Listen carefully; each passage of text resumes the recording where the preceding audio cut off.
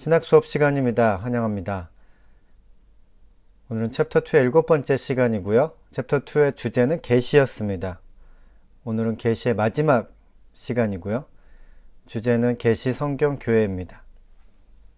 밀요리에게 계시는 무엇인가? 계시는 창조, 구속, 종말에서 드러나고 예수 그리스도 안에서 중심적으로 나타난 삼위일체 하나님의 활동 전체를 가리킨다.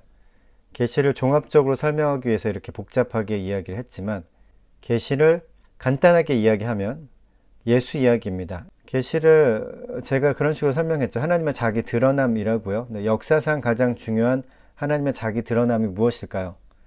그것은 바로 예수님이라고 할 수 있죠. 그런 점에서 이제 예수 이야기가 가장 중요한 계시라고 할 수 있습니다. 밀요리는 이제 그렇게 생각을 하고 주장하고 있고요. 계시의 3중 형태론을 칼 바르트가 내세웠는데 밀요리도 이것을 소개하면서 밀요리도 같은 의견을 가지고 있는 것으로 보입니다.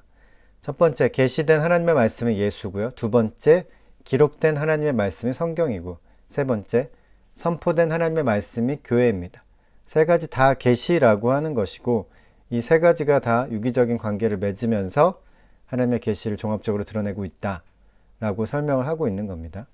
구조를 나타내 보면 이렇습니다. 예수가 가장 중앙에 있고 가장 중심에 동심원의 가장 가운데 부분에 차지했고 그 예수를 증언하고 있는 것이 이제 성경이죠. 성경에서 예수에 대해서 여러 가지로 예수의 삶과 예수의 죽음과 부활에 대해서 설명하고 있습니다. 그 다음에 그 성경을 간직하고 있는 것이 교회죠. 교회에서는 계속 성경을 보면서 성경을 가르치고 성경을 전달하고 성경을 해석하고 이런 식으로 이제 교회가 성경을 간직하면서 그 안에 있는 예수라는 계시를 증거하고 있는 거죠. 성경의 역할, 예수를 통해 드러난 하나님은 무엇보다도 성경 증언을 통해 전달됩니다. 예수에 대한 기록을 가장 잘 간직하고 있는 곳이 성경이죠. 성경의 내용 전체가 몽땅 계시는 아닙니다. 그래서 밀요리가 이제 여기서 이야기하고 있는 것 중에 하나가 무엇이냐면 계시와 계시에 대한 성경적 증언은 동일시 될 수 없다는 겁니다. 예수의 나타남, 예수는 하나님의 자기 드러남이죠. 하나님이 예수를 통해서 나타났는데 그것이 계시고 그 계시에 대한 증언이 성경입니다. 그러니까 이 계시에 대한 성경적 증언과 예수 그리스도 그 자체가 동일시 될 수는 없다는 거고요. 그래서 계시와 해석을 구분해야 한다고 설명을 하고 주장을 하고 있습니다. 그것이 바로 이제 성경의 역할이죠. 성경이 없으면 예수 그리스도를 증언하기도 너무 어렵지만 그렇다고 성경 자체가 계시로서 절대적인 권위를 가질 수 있는 것은 아니다 라고 이제 밀요리가 설명을 하고 있는 겁니다. 교회의 역할은 무엇인가? 성경은 교회를 통해 전달되죠.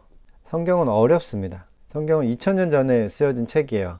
2000년 전에 거의 완결이 된 책이죠. 설명하기도 어렵고 이해하기도 굉장히 어렵습니다. 그래서 해석해 준 사람이 필요해요. 그 역할을 이제 교회에서 해주고 있는 거죠. 개신교 신학의 경향성이 있어요. 교회 오류 가능성을 인지하고 있습니다. 개신교 신학에서. 가톨릭에서 여러 가지 잘못들을 했으니까. 네. 사람이니까 다 잘못을 하게 되죠. 그래서 가톨릭에서도 이제 오류를 저질렀는데, 그래서 계시를 성경으로 한정을 했습니다. 개신교 신학에서요. 읽어보겠습니다. 사실 그리스도의 복음을 효과적으로 전달하려면 성경만으로라는 슬로건도 충분치 않으며 성경에다가 교회 전통을 덧붙여라는 가톨릭적 교리도 충분하지 않다. 교회의 증언과 삶의 정황 속에서 성경 증언을 자유롭게 사용하는 하나님의 영만이 구주와 주님으로서의 그리스도에 대한 믿음과 순종을 불러일으키며 양육할 수 있다. 개신교 신학에서는 교회의 오류 가능성을 인지했기 때문에 성경으로 성경을 해석해야 한다. 교회의 권위를 무시하려고 했죠. 근데 그것은 옳지 않다라고 이제 지적을 하고 있는 겁니다. 교회도 필요하다. 성경도 필요하다. 예수님도 필요하다. 다 필요하다고 이야기를 하고 있습니다. 계시와 오류. 계시에 대한 증언은 결정과 왜곡이 있습니다.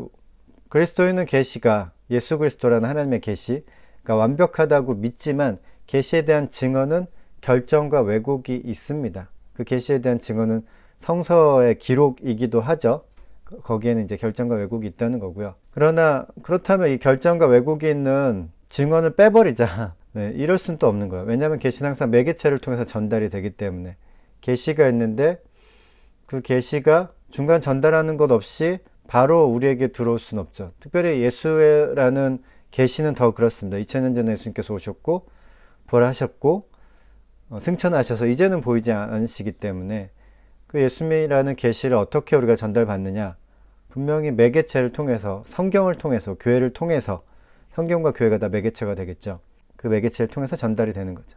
계시는 우리가 완벽하다고 믿지만 그 계시에 대한 증언은 결정과 왜곡이 있습니다. 그러니까 성경에도 그렇고 그다음 교회도 마찬가지예요.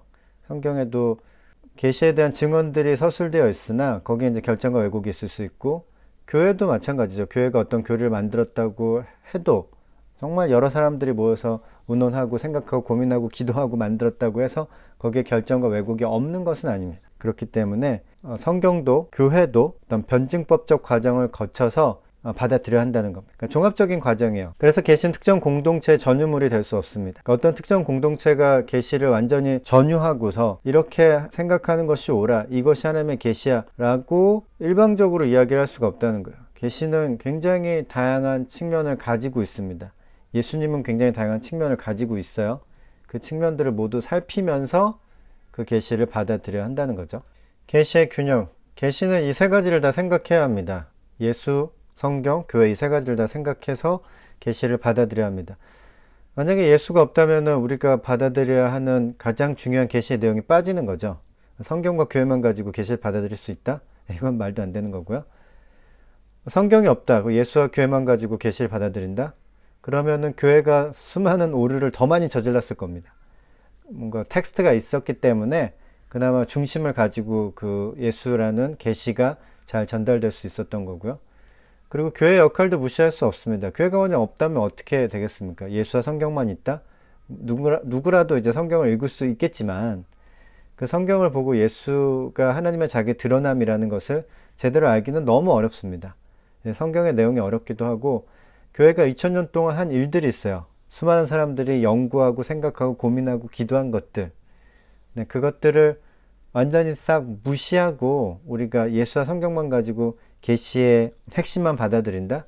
이것이 좀 불가능합니다. 교회가 저지른 수많은 잘못이 있지만, 그렇지만 교회가 또 좋은 역할들을 하고 좋은 내용을 발굴하고 좋은 해석을 한 것들이 있습니다. 그런 것들을 받아들여야 예수라는 하나님의 자기 드러남을, 그 의미를 풍성하게 수용할 수 있는 거겠죠. 계시의 균형을 잘 잡아야 합니다. 들어주셔서 고맙습니다. 오늘은 계시의 마지막 시간이었습니다.